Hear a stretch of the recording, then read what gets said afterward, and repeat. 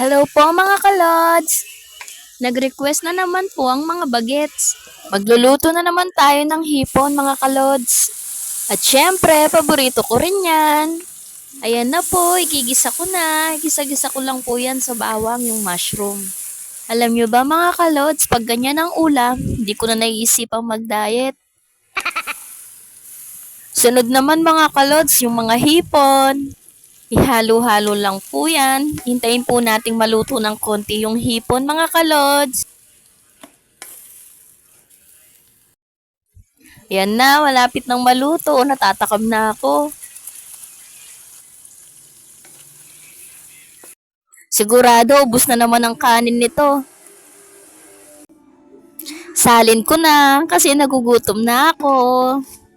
Bukas na lang ang diet. Charot, ngayon lang yan. Ayan na, luto na. Bukas na lang ako magda-diet. Charot.